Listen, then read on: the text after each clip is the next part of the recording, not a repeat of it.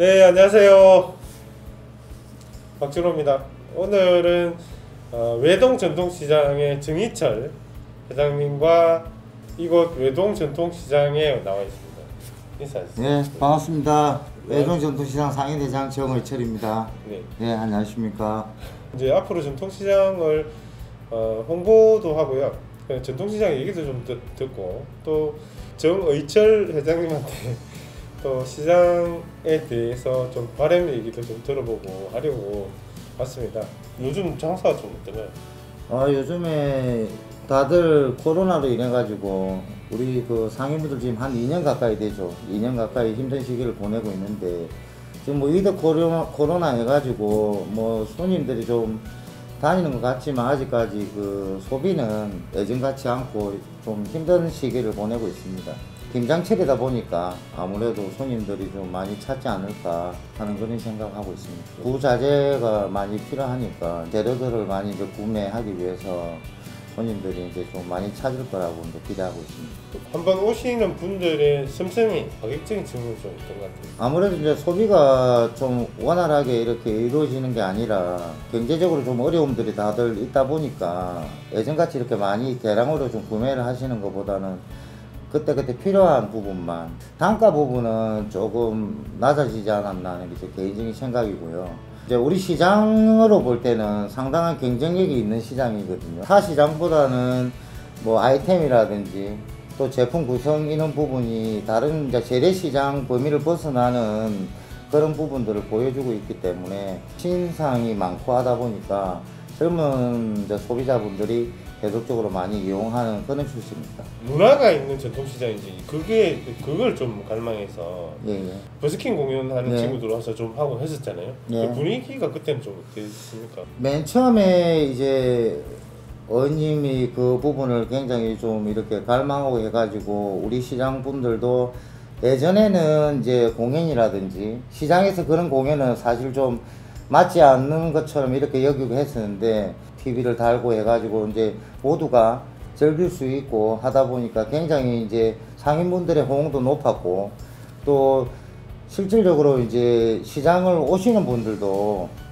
어느 시간에 어떤 공연을 한다는 걸 정도로 이제 인지를 하고 오실 정도로 굉장히 호응이 좋았죠. 요 근래 들어서는 동호회라든지 그 놀이패라든지 그런 데에서 이제 언제쯤 공연을 한번 하면 안 되겠습니까 하는 그런 문의가 요즘 들어서는 들어오고 있고, 우리 상인분들 뿐만 아니라 소비자분들도 문화공간과 쇼핑공간이 결합하는 그런 부분에 있어서는 아마 굉장히 그 익숙해진 그런 시장의 행태를 보이고 있습니다. 처음에는 예산을 들여서 하는 줄 아마 모르셨을 거예요. 그냥 버스킹 공연을 한다고 생각하셨을 텐데 저는 그냥 바이올린도 전통시장하고 어울릴 수 있다. 그렇게 좀 생각해서 바이올린을 키고 있으면 이제 입소문도 나고 그러면 특정 마트만 가시는 분들 전통시장에 한번 가보자. 구매 패턴을 바꾸는 이런 효과를 좀 만들었으면 좋겠다는 취지에서 이제 앞으로 그 사업을 조금 더 해나가면 자연스럽게 공연할 수 있는 장도 좀 만들어지고 상인분들도 예전에는 공연을 하면 좀 시끄럽다, 소음에 가깝다 이런 관점을 가지고 보고 있었는데 공연이 활성화되고 나서부터는 상인분들도 굉장히 좋아하시고 공연이 좀 괜찮다 할 때는 그 주위를 뭐 굉장히 많은 인파가 둘러싸 가지고 구경을 하고 공연이 끝나고 나서야 비로소 이제 사람들이 쇼핑을 할 정도로 내가 어렸을 때 외동시장에 왔을 때는 이런 분위기, 이런 냄새, 이런 감정 그런 부분들이 저는 굉장히 중요하다고 생각하거든요. 그러니까 마트나 백화점에서 느낄 수 없는 시장에 와서 내 고향에 온 느낌, 그런 향기, 외지에 나가서 성인이 돼서 다시 김해에 왔을 때 외동시장에 왔을 때 이 냄새라는 건 변하지 않는 그런 부분이거든요. 그런 감성을 공연부터 해가지고 이렇게 심어줄 수 있다면 이 부분은 뭐 예산이 얼마가 되었든 간에 굉장히 중요한 사업이라고 저는 생각하고 있습니다. 우리 시장의 자랑을 잠깐 하자면요.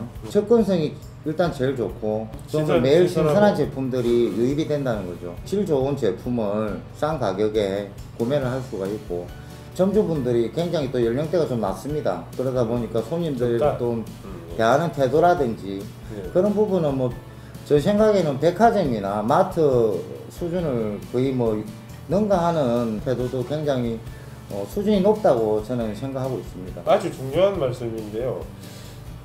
저도 자주 다녔지만 생각지 못한 게 시장 상인분들이 되게 젊으세요.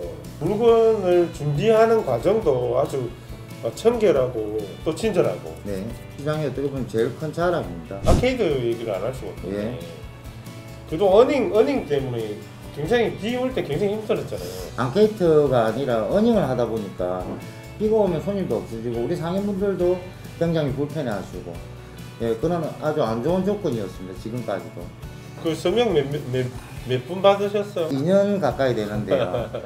한 3,500분 정도 서명을 네. 받았습니다. 팀에서 그래도 제일 큰 시장, 유동인구가 많은 시장에 시설이 아케이트가 없이 이렇게 어닝으로 되다 보니까 비가 와도 그렇고 날씨의 또 기후 변화에 따라서 사람들이 굉장히 예민하게 반응을 하다 보니 좋은 환경에서 이제 물건을 구매했으면 해서 굉장히 이거를 저희가 추구했었습니다. 어떻게 만들 거다 뭐 이렇게까지 해서 서명 받을 때 활용해서 이렇게 뭐 재질은 뭘로 하고 어떤 모양이 될 거다 오랫동안 준비해 오셨어요.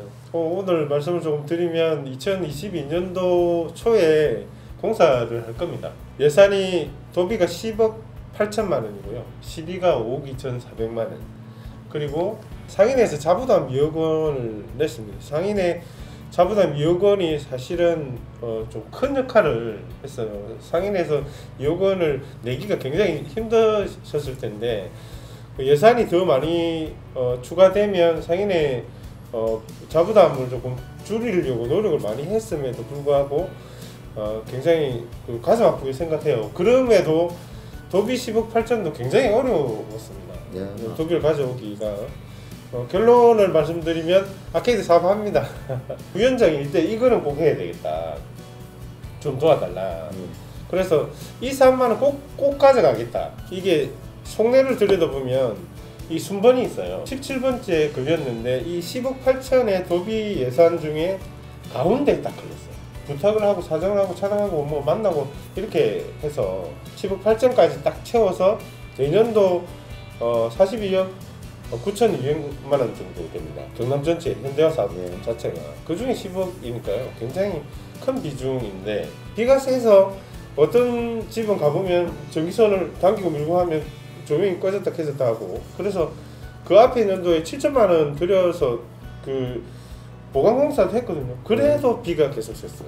결국은 근본적인 대책을 세워야 된다. 이제 예산 이제 통과를 앞두고 있죠. 아무튼 여기까지 왔고 저는 당연히 의회는 통과될 거라고 보고 축하드립니다. 예, 고맙습니다. 사실 아케이트 공사 부분이 박준호 의원님이 안 계셨으면 이는 그냥 불가능한 사업입니다. 여러 가지로 이렇게 알아보고 노력한 결과물이 이제 도의인을 통해서 이루어진 거라고 우리 시장 상인분들은 굉장히 고맙게 생각하고 있고요. 우리 상인분들 뿐만 아니라 여기를 이용하시는 분들도 굉장히 만족도가 높을 거라고 생각을 하고 있고요. 당연히 그동안 고생하신 우리 또 박준호 도의원님 정말 이 자리를 빌어서 고맙다고 제가 꼭 말씀드리겠습니다. 감사합니다. 예, 고맙습니다.